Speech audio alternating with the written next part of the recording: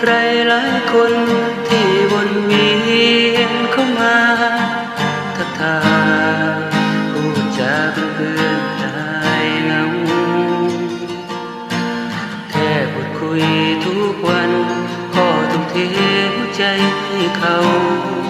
สุดท้ายกลายเป็นเราที่ต้องเสียใจ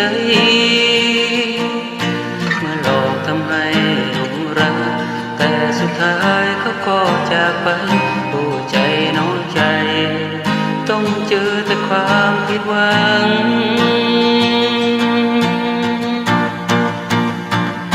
ก็ตั้งตัวเองให้เป็นประธานเป็นผู้จัดการของบริษัทชื่อว่าบริษัทผู้ค้าจำกัดหากใครก็มีแต่ผิดหวังมีแต่เหตุให้หัวใจพังจากสิเหตุจังใดโอ้โ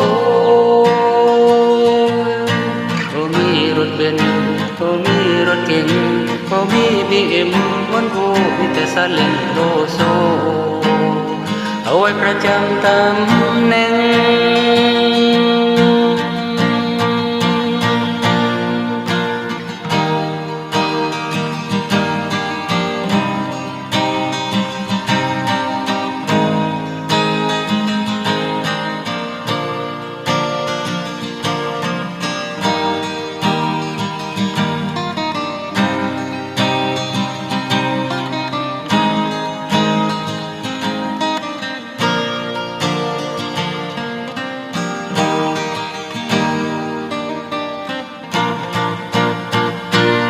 ตั้งตัวเองให้เป็นประธานเป็นผู้จัดการของบริษัท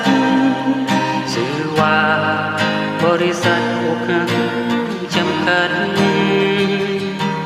หากใครก็มีแต่ผิดหวังมีแต่เหตุให้หัวใจพังจากสิเหตุจังใด